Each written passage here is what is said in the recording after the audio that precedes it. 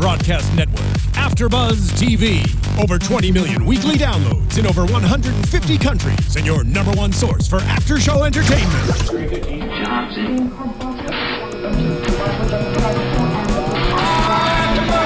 AFTERBUZZ TV, the destination for TV superfans, producing after-shows for over 300 of your favorite TV shows, interviewing celebrities and showrunners, and bringing you behind-the-scenes exclusives. All thanks to E! Entertainment's Maria Menounos, producer Kevin Undergaro, and internet leader Akamai. Now, let the buzz begin! Yeah. Hello, everybody on AfterBuzz. Welcome to another edition of Spotlight On, where we showcase and feature amazing talent on the show. And today, our song actually is from our talent. We have a triple threat here, and someone who I actually am so honored to be here for because I actually have a little bit of a history with this person. She's a triple threat. She sings, she dances. I think I've seen you dance. She acts. She's a gamer. She's really down to earth. She's like the perfect girl next door. She really is. Janina Gavankar, everybody. Hello. Hello. Yes. Nando. Janina. I'm so happy to see you. A little backstory because it seems like we're just like, you know, like we've been dating or something. Yeah. But Janina, I used to work on Attack of the Show on G4, and I was in charge of booking all the celebrity guests. And Viva la G4. Viva la G4, which is ending in a week. And that's where I first heard about this phenomenal young woman who I believe was, back then at least, you were already on the L Word. You've been on lots of shows, but you were on the gates, I think, when I first heard about you. Oh, really? Okay. Yeah, and your publicist was pitching me, and I was like, okay, you know, I'm sure she's awesome. And eventually, when you got to play Luna, which I think most of our fans might be familiar with, right, Luna on True Blood, we finally got to have you on the show, and you just wowed everybody. I feel like Attack of the Show was my coming out party because I think it was. Because no one really knew about my sort of like geeky interests. Well, yeah. I mean, let's just a quick summary of what we've seen you in before. I mean, you were Papi in the L Word. We've seen you in The Gates. That was a really quick ABC summertime show. Yes. Like I said, we couldn't have you on then, but then you got to be Luna on True Blood, and you got to shapeshift. And I shapeshifted into Chris Gore, kind of, who I just saw recently. Yeah, I saw him in DC. Oh boy. And I was like, do you remember when they put my lips on your torso? That was really ugly looking. Like, it was just my lips. It was really, well, you know, it's hilarious. You got to do, from that, you got to do a lot. In fact, there was a Funny or Die segment. I actually was doing a little research, and I saw you with Marshall Allman, who also was a shapeshifter too, and there was like method shifting. Very funny. Shifting. I recommend going on Funny or Die, searching for Janina's videos, and you'll see that one. There's a couple of other good ones, but that one was really, really good. Yeah, it was a lot of fun. If you're a True Blood fan, you definitely want to check that one out. And currently, right now, you've done McKenna Hall on 10 Arrow. Points, yeah, McKenna Hall on Arrow. Yeah, who dated Oliver Quinn for a little bit. We had a little fun. A little fun. And that was specifically fun because I came in and I was like, and we had the backstory that we used to date in the past. Can I swear? Yeah, you can. Okay, good. And not that I'm going to. I just want to, you know, prepare myself. You're allowed to. Okay. And the whole idea was like, yeah, they used to get down in the past because if you think about it, if you're a blue collar cop and the billionaire Oliver Queen is in the club, you're definitely looking at your girlfriends like, you think I can hit that? You know? And so coming in and having this backstory of them actually they got dirty before. Yeah. Before the island, that was a lot of fun going in thinking like, she's a dirty girl. Well, it must be great for you too, being a bit of a nerd, a bit of a geek, gamer, being on some shows like that. A bit of. We'll get into that. And now, currently, we'll talk more about this, but just so the fans know where they could see you now, if they are watching TV now, you're on The Mysteries of Laura. You play Meredith Bowes, one of the detectives on the Mysteries of Laura. Yes, so it's NBC. It's Wednesdays at 8 p.m. and we solve a murder mystery. It's a procedural. It's a procedural, but a very fun one. It's the first procedural I've ever done. I don't really count the NCIS episode I did. I did this crazy NCIS episode where I was on the other side of it. But one of the characters gets stuck in a women's prison. It was like this crazy one-off episode, and we shot it the week that Obama won his first term. It was like it's like burned in my memory forever. And but I mean, the storytelling, the by the numbers procedure of telling a murder mystery we didn't really follow it that much in that one. Okay. At least I didn't experience it that way. This is a very different experience for me as an actor because we, you know, by the end of Act 1, we've got this clue. By the end of Act 2, we've got, you know, it's a completely different way of telling a story than I've ever had before. I want to save that a little bit later on. Sure. I want to start off, at least for people who either know you, I just wanted to show that you have a very extensive canon, not even counting the goofy stuff we made you do on G4, like getting Chris Gore's lips on you or whatever. Yes, that was fun though. I loved it. But I want to start off at least because you, interestingly enough, we heard some of your music at the very beginning. Yeah. We didn't get to hear much of your singing, but we heard your song. You started out pretty much interested in music. You're a classical pianist. Yes, and percussionist, and I studied voice, and I was a deadly serious musician. I thought I was going to be a percussion performance major in college, and it all changed very quickly when I had sort of an out-of-body emotional experience as a 16-year-old in my high School Musical. I was doing West Side Story, and I reached out to Tony, and in my heart, were you Maria? I was Maria. Okay, figured. Every brown girl's dream, and my like heart broke into a million pieces, but not as me as her, and that was just sort of like that. Feeling somebody else's life is a dragon that I chase every day. And that was the moment when I went, wow, everything turned on its head for me. And wow.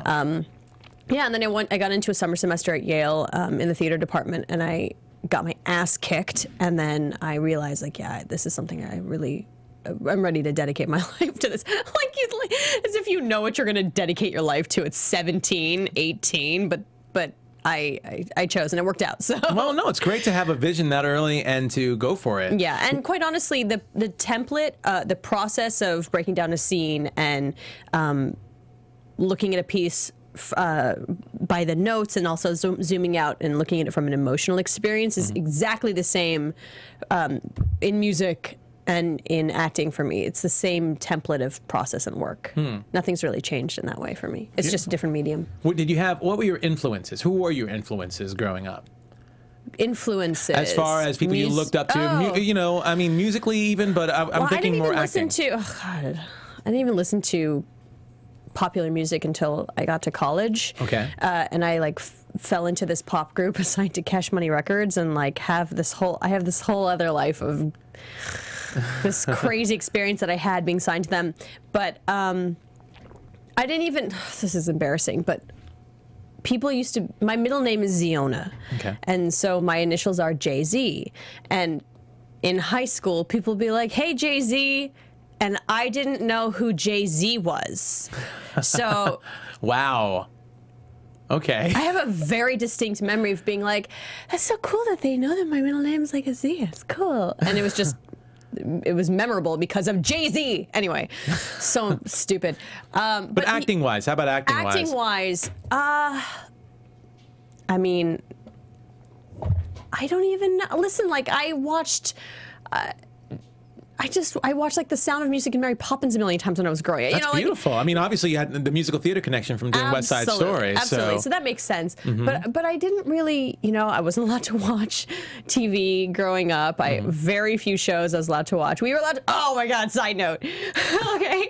We were allowed to watch Perfect Strangers. Why that is a show that they were okay with me watching? My mother ran the house. Okay. But it's a family comedy. It's a family. It was funny. It was like part of the TGIF. It's Balky, yeah, TGIF. Wait, hold on. Balky, Bronson Pinchot just guest starred on The Mysteries of Laura. Oh, really? And I just met him, and I made a Vine video with him. I will post it very soon. I will show you after we are done. Okay. It was a pretty big deal. Wow. So like, your mom must really be like... My mom was like, well, I sent it to my mother, and she was like, she couldn't believe that I actually made a video with him. Really? Yeah. See, my mom would be like that if I ever met Whoopi Goldberg. Oh, yeah? For some reason, Whoopi Goldberg... I met Whoopi Goldberg. Yeah? Oh, okay. I did. I technically worked with Whoopi. Technically worked. We were not in a scene together, as far as I know. But I did some very cool episodes of The Cleaner, which was a good Benjamin Bratt show on the A&E channel years ago. And she was in an episode with me. Oh, really? Yeah. Well, that's my mom's... And she had seen my other episode, and that was a big deal to me. Anyway, go ahead. Really? Your mom, wait. That's my mom's Bronson Pinchot. Like, she doesn't care who I meet. Like, she's, oh, it's nice. I tell her about certain things. She's like, oh, that's good. But if it was Whoopi Goldberg, she'd be like, oh my God, Sister Act. That's what she would be. Yeah, like. of course. Yeah, that's what my mom would be. If you're watching right now, if you're listening right now, please tell us who your Bronson Pinchot is. You can find me on Twitter at Janina. Absolutely. I'd love to hear your thoughts. Absolutely. So let's go back down to when you were doing musical theater and you went to Yale. So what did you just come out? I only did a summer there. I did not graduate from Yale. Okay, you did a summer doing theater over there. Yeah. But what brought you down here? What was your first big break? My first big break. Yeah, as far as working in the industry. In the industry in LA or in Chicago, because I worked in Chicago before I moved here, and I got my degree at the University of Illinois at Chicago. Yeah. And I had been auditioning and working in Chicago, and so by the time I moved, I felt like I had some stripes. I was like, okay, yeah, so, man, I'm a Chicago actor. You know? What would you consider was your first big break? Was it in Chicago? What's the L word? Yeah, I would say it was the L Word. Okay. I mean, it's a huge show. It was already a hit show by the time I got there. Yeah. I was a regular, and I mean, getting on TV is impossible, and being an actor is impossible. Getting on TV is impossible. Getting on a hit show is impossible. Like, all of these things it actually happened, and it happened very quickly after I had moved here, and yeah, and I would consider that to be. Okay. My first big break. It was my first series, you know. Yeah, and I would imagine for a show like that, to boot, it's not just your casual fans. I mean, this is a show that has a really rabid following, and it talks about, it's groundbreaking. It's groundbreaking, completely groundbreaking. Yeah. And what was the reaction from people who saw you in it? That you can say on here. If you don't know the character, her name was Papi, as in Call Me Daddy. Yeah. Right? And she was kind of thugged out and generally cornrowed and from East LA, a very different walk of life than me. She was an absolute player. She had slept with over 2,000 women before you even meet her in the show. She was badass, and she was very cool. Cooler than I am in real life, for sure. And I kind of miss her in a lot of ways. I feel like a lot of the characters that I feel like the characters I play are friends of mine. So the years go by, and I'm like, oh, I wonder how she is. I bet she's awesome. Yeah, I don't know. They live still, but because I don't even walk like her, and I don't sound like that character, nobody recognizes me. Oh, wow. And even when I was on television, here's the thing, when your life is so different when you're airing. It's so weird because you're in people's living rooms or on their devices, whatever. You are in their consciousness. You are part of their life. And so when they do recognize you, there's this familiarity. But as soon as you're off the air or the season ends, it's like it goes away. Poof. It's like it never happened. So when it comes to security and, like the weird parts of being on television, you have to actually think about it only when you're on TV. At least this is how it is for me. I'm speaking from my own very personal experience. But, so nobody recognized me, number one. When they did, and this still happens now, this is a very polarizing character. People either loved her or hated her. And when they figure it out now, like my stunt double, her name's Heidi, she's a fucking badass on Mysteries of Laura. She is a fan of that show, and we were 4 episodes in, and she didn't know. And then I told her, and she did the same thing that everybody does, which they just kind of look for it in my face, and then they see it, and then go, it's like they don't know where to look, because the character was so sexual that it's like the character made you feel something. So people have strange reactions to that specific character. Well, I would imagine so. I would totally imagine so. And you put her up against someone like, let's go to Luna, for example, because Luna is... well, that's the funny thing about Luna. Luna was naked all the time, but she was not sexual like Papi was. She was like a classy mom. She was a school teacher, A classy mom who you got to see naked every now and then. Exactly. But... funnily enough, I was just having this flashback to auditioning for it. And when I auditioned, I did the 2 scenes that are in the show. One is when they're running around naked, and they like kind of, they have like a flirty moment, and then she runs away and she turns into a horse, as you do. And then the second scene was their first kiss, when she shows up to Sam's office and she's like, I want to apologize for being weird.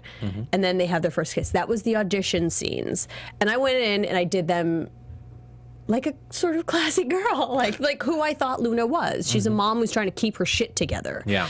And one of the things they said was, we're not sure if she's sexy enough. And I was like, what do you want? What do you want? Like, she's a classy lady, you know? So I think then my manager sent in the music video to Love Lockdown. And I mean, I produced it. I'm not wearing much in one of the things. I took my mom was there for all of it. She helped me like put it together.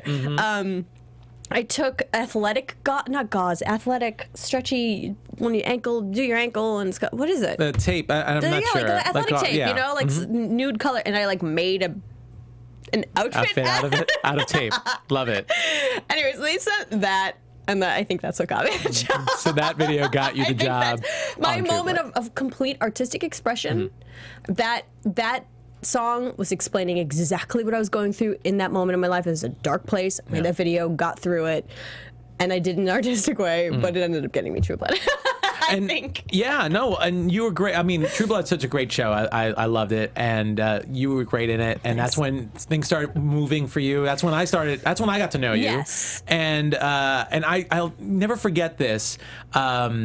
You know, when I worked at G4, we would cover Comic-Con every single year, and and True Blood always had a panel over there. Yeah, that was like being in the Rolling Stones. That shit was crazy. Yeah, and because I remember HBO, they had a steadfast rule, because it was such a large ensemble piece, that they would only allow the original 7 on the stage. Yeah. But you became such a fan favorite, and just because you were so passionate a fan of Comic-Con and of the show True Blood, you were like, I believe you were like, I will go down there and I will just... I live tweeted for HBO. Yeah, I will just do whatever you want. I want to be down there. I don't care. I want to be a part of it. And they just pretty much enveloped you and let you do whatever you wanted to do. That was so fun. They have 2 PR people that came in from New York to do that. And I signed into my social networks on everybody's devices, and I just took, we were like a pack, and I was like, take a picture, this is the comment, send it. Like, we just made so much content,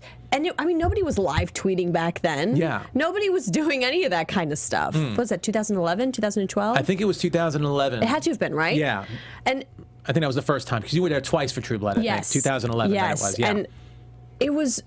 We had so much fucking fun, because I would have gone anyway just as a fan. Yeah, you know. Oh, we'll talk about the geeky stuff. In fact, we should, because this is a good time, because we do have I do have a video. You know, knowing where I came from, I actually asked our producer, super producer Marissa, to put up a video. We'll have it on in the background. If you're watching us live streaming or on YouTube, you could see it in the background. But it's pretty much for 2012. We decided, you know what? She is so cool. She's such an easy going person and so much fun. Let's have Janina cover Comic-Con for us. So we did a quick 3-minute segment where pretty much you're running around dressed up. Over here, we just see, we're about to press play on it. That was the first time I'd ever put on a Jedi cape. It was fantastic. But here you are just roaming Comic-Con and improvising a lot of it with our super producer, Corrado. I think I helped out too, yeah.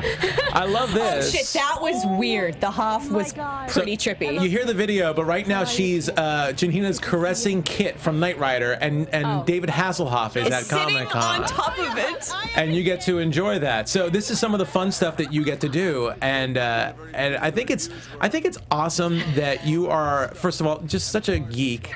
And you love this kind of stuff. I really do. For someone who didn't get to watch much TV, and I guess didn't get to do much growing up. It's really funny. I didn't really have access to this stuff. Like, I'm a new gamer. I honestly think it's because my ex-boyfriend, who's awesome, and he is the founder and CEO of DeviantArt, and he's an uber geek. And it's like I met a kindred spirit when I first moved to LA, and we were together for 5 years, and I feel like he introduced me to this whole side of myself that I never knew I had. Like, but there's 2 parts to it, because you have to define geek, first of all. To geek is to love. Okay. Right? This is how I defined it, at least. As opposed to being a hipster, right? Like, a hipster hates everything. Everything's like ironic and sarcastic. Geeks are like, no, we love this. We love this unabashedly, and we're protective, and we hold this. It's a paragon of fabulousness, like whatever. We love in a very specific way, and so, you know, I was a band geek and a choir geek and a theater geek and you know, I was all of these things before I was a tech geek and a gamer geek, and you know, so I have that kind of DNA in me anyway. But then the topics that I was then exposed to when I first moved to LA because of this group of people that I became friends with changed and grew, and it's like I found all these people I never knew that. Oh, there's so many more people like me. They're just... And I think it's awesome because I think definitely we see it, especially because of Comic-Con, which we could definitely talk a little bit more about. But we see it out here in LA. There is a very large geek contingent, people who love the media, love, you know, pop culture. Yeah. And they really embrace all aspects of it. Yeah, but also, you know, like, I do think that there is a sort of outcast element to being a geek. You have to also identify that as part of the... I think there is a bit of a conflict with it right now because it's gone mainstream, so it's got some growing pains. But I do agree. It definitely started off with that's outcasts. Part of the thing is, like, you know, they're protective, right? Geeks are we're very protective of our thing, right? Absolutely. Like, if you don't love it in the right way, then you are not actually part of this club, right?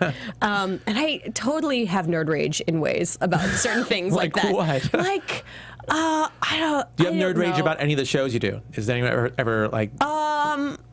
Do anything? I had a little nerd rage rant about, okay, so it's like a PA for this show that I'm on, Mysteries of Laura. Yeah. And so I'm in Far Cry 4, which we really need to talk about. Well, we will talk about it. My life ever. I know, we're going to talk about that, I promise. Okay. I wish we had 2 hours for this show, but we don't. We'll get to it.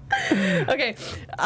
It's such a big deal. Like, I had to put down the controller to come here just now. It was painful. Okay. So he was like talking shit about Far Cry. Oh, really? And I was like, I was like, oh, it's amazing, blah, blah, blah. And he was walking by. He wasn't even really listening to what we were talking about. And he was like, whatever, I'm just going to get GTA. You know, Far Cry is going to have bugs. And I looked at him and I went, come here. You have no fucking clue what you're talking about. And then his headphone went off, so like he got lucky. I almost cussed him out big time. Wow. But I felt the rage. I was just like, I think we all get protective over the things we love. Don't talk out of your ass. You don't know what you're talking. Like, I was so angry. I was ready to go in on him on so many levels. Like, first of all, he called it Ubisoft. It's not Ubisoft, it's Ubisoft. Because when the two guys thought of the name, it's ubiquitous software. Duh. Anyway, so like I was so ready to go on him on his lack of knowledge of the game, the company, gaming in general. Like, I was just ready to slice and dice him. Yeah. So I definitely go from 0 to 11 in I think we all have our little... I don't think we all do. I do not think that everybody's like that. I think that there are many of us in this town that are like that, and that a lot of us who were outcasts in some way in our formative years have found kindred spirits in quote-unquote Hollywood, and we've all found ways to channel that hurt in a creative way and make things, you know? But I do not think that everybody is like that, because I know plenty of people who aren't. I don't know how to talk to them. Oh, no. I mean, I think everyone, I was going to say, like, everyone, like, in the community has their buttons that get pushed when you kind of mess up something that's passionate to them, something that they love. Yes. And you can't help but, I got to correct you on this, or how dare you, you know, how dare you ruin the thing that I love by saying things and like that about. I'm fascinated with, because, you know, one of the things I'm not fully into yet is, like, I really love graphic novels, but I can't say that I'm a comic book head. Okay. I'm not going to even claim it. Like, I'm not. But you can understand it. You get into 100%. It when you're on Arrow. Obviously, I'm sure you probably did a little reading. Absolutely, absolutely. But I don't claim things that I'm not like 110% invested in emotionally. I remember one of the things when you were on Hack of the Show, you were playing, I think, Assassin's Creed 2, and you were saying you were like 2 kill streaks away from 100% completion. Yeah. I remember you said that. I'm at 81 point something% on Far Cry 4 right now. That's amazing. I was really... That's phenomenal. So let's talk about Far Cry 4, because I know... First I'll tell you that I just traveled here with my Xbox because... From New York. From New York, because I was like praying that somehow I could be the first person to get to 100% on the game. Wow, so you're racing. Well, I was, because I talked somebody into giving me a code. Okay. So I've had it. So you had an early code. I had it for a few days before everybody else. So I was like, I'm going to be the first person. Like, it's going to be me, right? It's going to be me. Not even close. Because I learned Europe doesn't really pay attention to street dates. So they release their stuff in advance. That sucks. So let's talk about the. I mean, first of all, I just love the fact that you're such a gamer, and we you know, but you got to live a dream. I think every gamer's dream is to be in a video game. You got the mocap suit on. I've seen some footage. You got to do all that, all the acting. Yeah. So tell me, what's that experience like? Chills talking about it right now because it's. I have been holding on to the secret for a year and I don't even know how long I've been attached to the project. Yeah, you couldn't even tell anybody about this. No, I couldn't until just a few weeks ago. It's like I feel as if this is 7 or 8 years in the making. Just me, maybe longer. How long have I been playing video games? I don't know. For a while. For a while, I feel like I've been willing this into existence because when I started playing, I was like, these are interactive movies. This is a traditional acting experience. How do I get in this game? Well, was it everything you hoped it would be? Yes. I mean, sometimes people kind of go into something and like, oh, it's not what I would have thought it would have been like. I think that every game is different. Every title is different. I think that the companies are different. You know, Troy Baker, who I'm a major fangirl of, and we're friends now. And I mean, we text. I'm constantly trying to get him on whatever thing I'm working on as a live action. Like, he's such a good actor. Yeah. And he's handsome and tall and just so talented. And for those who don't know, he plays everybody in every game. Okay. Troy Baker is in every single video game that you love. He is, I mean, maybe the most transformational, you know, in my opinion, the most talented guy in the motion capture game right now. Really? Use the word game. Yeah. But industry, yes. He's the dude. And it's because he's a great actor who cares deeply and has a process and he just cares deeply and takes it deadly seriously. Is it very different to do mocap as opposed to acting for TV or Not film? Really. Not really? Just Not internally, at least for me. Okay. Yeah, I did exactly the same thing that I do to prepare for any other role on camera that I did for Amita, who's the character that I play in Far Cry. Okay. I asked a million questions and built a backstory, and every scene there was a motivation, and you know, and the stakes were incredibly high, and it was a traditional audition, and it was a traditional acting experience. Okay. Technically, it's weird because you got essentially like huge headgear on your head and a GoPro in your face, and there are weird things like that. Yeah. But other than that, internally, all the inside work exactly the same. Okay. Sorry. Just no microphone in front of you, that's all. Gesticulating wildly. No. Sorry. Awesome. I mean, that's beautiful, and I haven't had a chance to play it yet. It just came out. It's so I haven't had a good. chance. Nando, it's so good. Okay, hold on. So this is the other part of it. Yeah. I would have said yes to being in any game, period. I really would have. I would have been happy to do anything. Yeah. And then I got the audition for this. I fucking fought so hard, and then they booked me, and then you still don't know if it's going to suck. You don't know. I mean, it takes one person to screw any artistic thing up. But it's a successful franchise, so you could imagine. But that doesn't, listen, not naming names, but this year alone, there have been successful franchises who have been slammed because they're not. You got a good point. Okay. I could think of one. So, yes. So here's the thing, like, the luck of all of this is that this game that I ended up being attached to is so fucking good. It's so good. It's so beautiful. I was just like an hour ago in a gyrocopter going through the Himalayas. Like, it's just so beautiful, and the gameplay's dope and the story's dope.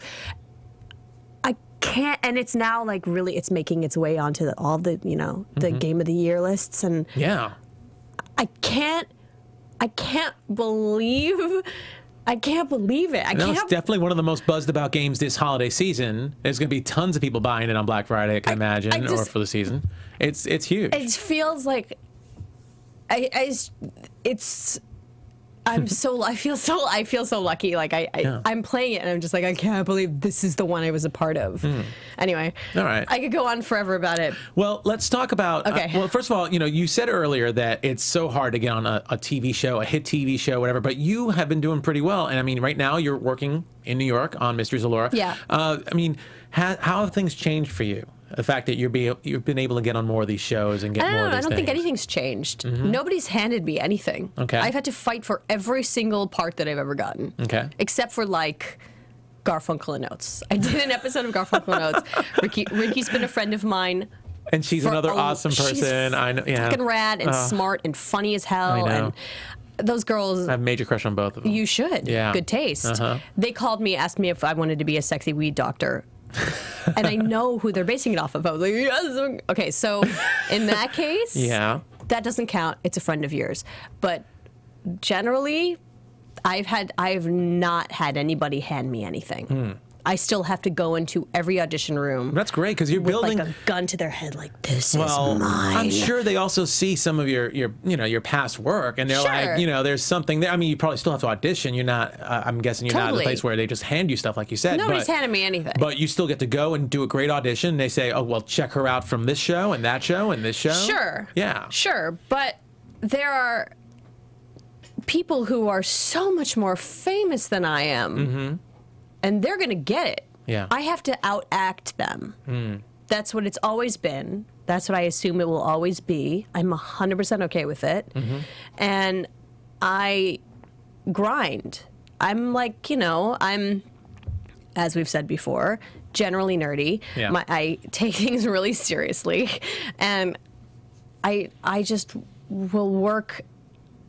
I will work as hard as I possibly can just to earn a spot on, you know, anything I want. And that's not, it's just not going to stop. And that's the only way I've gotten anything. Well, I will say I have not had a chance to watch Mysteries of Laura until I found that I was going to be doing this. And I'm like, oh my God, I know so much about it already, but I got to watch this because I don't want to not talk about your current project or promote whatever you're doing. I mean, we should, And I saw 2 episodes because I got this on short notice, and but I'm hooked. I actually was surprised how hooked I was. I'm so glad. I saw the pilot, I saw the quick 3-minute pilot that they show usually at Upfronts, and I'm like, okay, it looks interesting, but it's not. Were you at Upfronts? I was not at Upfronts, but you could see the stuff on the internet. And I said, okay, it looks interesting. I love Deborah Messing, but it's not. It doesn't seem like it's for me. But after seeing 2 episodes, I'm totally changing my mind on it because it's a very fun procedural based in New York. And of course, Deborah Messing plays a stepmom with 2 kids, She's like a single separated. mom Columbo. Yeah.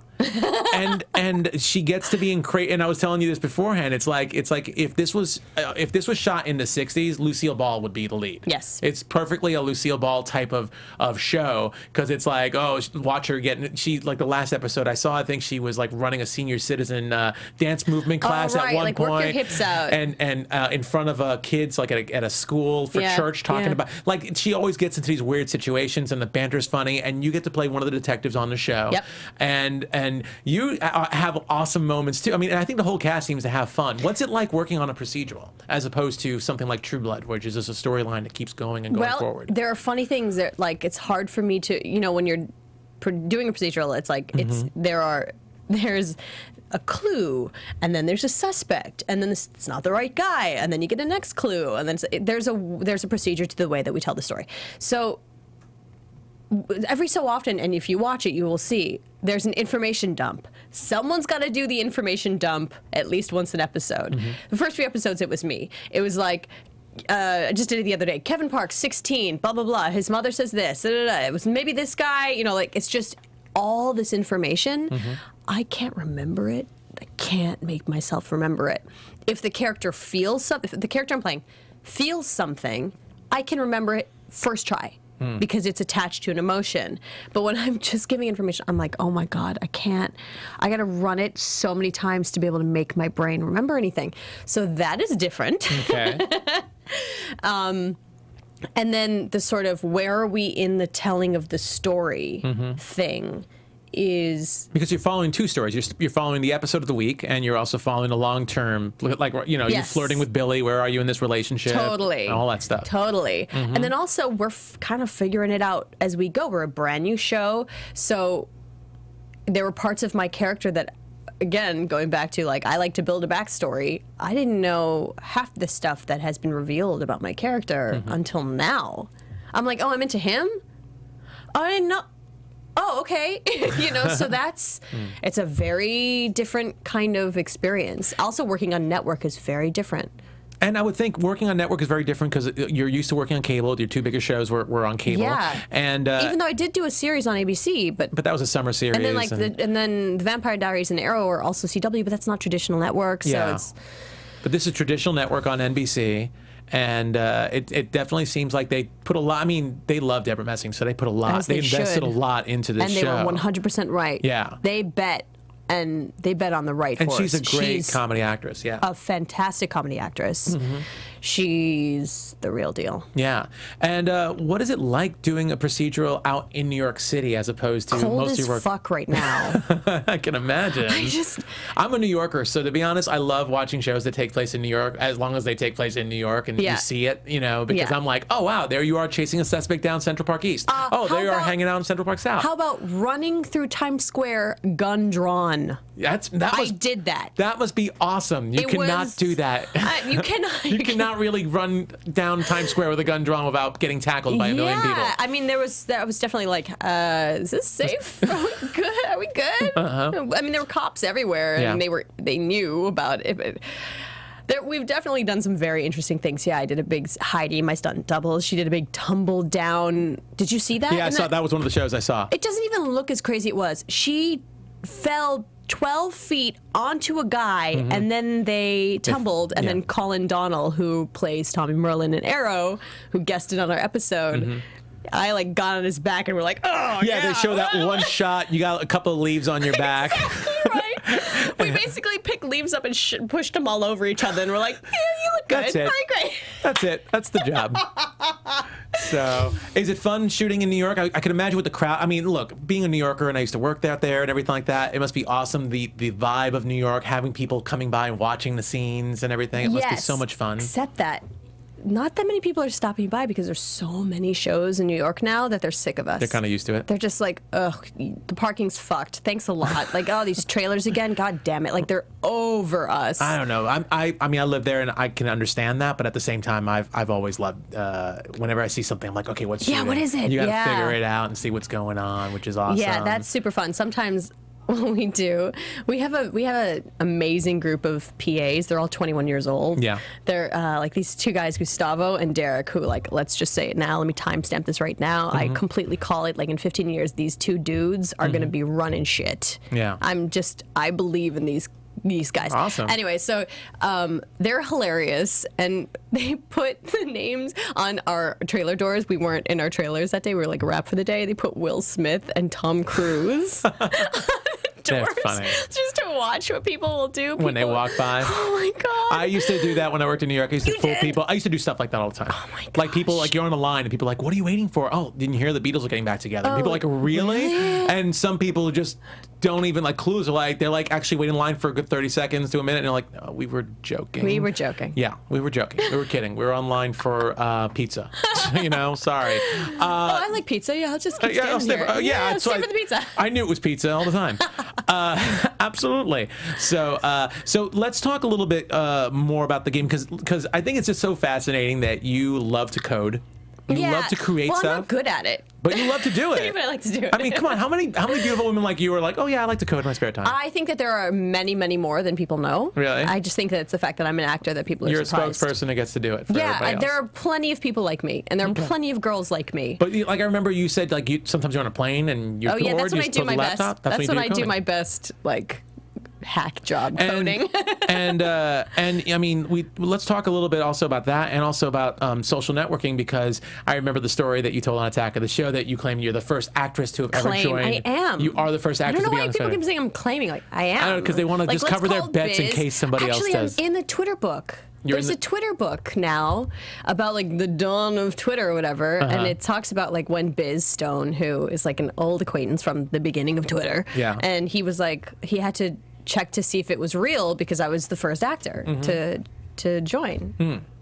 And you did it. I did it on Branson's Island. I know. It's just crazy. I like how I just said, oh yeah, I did it on But it's so Island. funny. That's insane. Well, it's so funny because you're the first person, but I think social media is so important now for everyone to promote. And it's incredibly important. Everyone needs to promote every single thing. Network publicists now are making their actors get a Twitter accounts if they don't have them and tweet stuff regularly. But I don't necessarily think that Twitter is the end-all be-all, and nor do I think it's necessarily going to be around forever. I think it'll just evolve into, you know, something bigger. It's a public company now, and it has to, or they're going to be in big trouble, you know. So they have somebody much bigger to answer to. Yeah. Right now. I know, considering you're very tech savvy.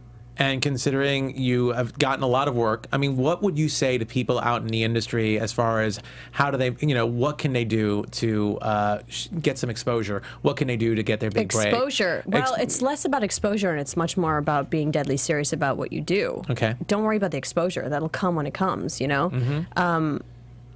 I have hobbies. These are all hobbies to me, but my life's work will always be acting and music. You know, I'm going to continue to make music, whether everybody hears it or not. I have a hard drive of songs that nobody's heard, and that's fine. But if you want to make it, you better fucking mean it. That's what it comes down to. Study, don't stop studying, and don't let anybody tell you that you're not good enough. Just continue to prove them wrong. That's it. And this whole industry is project-based. You've heard the whole "what have you done lately" thing. I mean, your life is never going to just be about one thing. If it was, and you know, you're the wrestler. You know what I mean? Yeah. You have to have, then hopefully you have a comeback, you know, then it's Birdman. Like how many times have we heard this story of like, oh yeah, it was the one-hit wonder, and then maybe you get a second life out of it. I don't know. But if you think it's just one thing, then you're fucked. Like you have to constantly be evolving and constantly be bettering yourself. It's an art form. And if you're talking about acting specifically, if you don't treat it as seriously as you would playing the piano and being a concert pianist, then in my opinion, you have no business trying to take somebody else's spot who means it. Sorry. No, that's a really good point. Someone told me once, and I think, you know, a lot of people always say you're always good as your last gig. It's really you're always as good as your next gig. Yes. So you need to always keep moving forward and take it as serious. No amount of Twitter followers is going to get you a gig. Well, it might get you one, but you're not going to be able to stick around. Yeah. And anybody legitimate is going to realize that you've faked your way there. So, you know, just fucking mean it is all I guess my point. And I mean, you have all these hobbies, but look what you've gotten to do as a result of them. I think you've had a very, very eclectic, you know, arsenal of experiences that you've had. Arsenal of experiences. That's a weird way of putting it. That's my new band. That's your new band? Arsenal of Experiences. All right, I get 10%. But yeah, I mean, you've gotten to be in video games, at mocap, you know, you've gotten to do all sorts of stuff. Yes, I would say that, like many people, I get bored easily. So, and this is not counting the video game, because again, that was a traditional acting experience. Yeah. But that I lobbied for, right? But all the rest of it, like I'm developing a site called Alt Found right now. Please go sign up. I will launch it early next year. You can sign up to be one of the first people who knows about it now. Alt Found, ALTFOUND.com. But getting the job takes more brain space than doing the job, I have found. Right? Like I said before, I've had to fight tooth and nail to get every single gig I've had. But once you have it, you suddenly are like, oh, okay, now I'm doing it.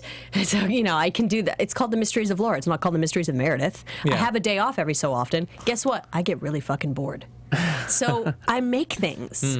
And those things are hobbies. Those things are, I mean, they're hobbies that I take seriously, I guess. Yeah. But you know, that's it.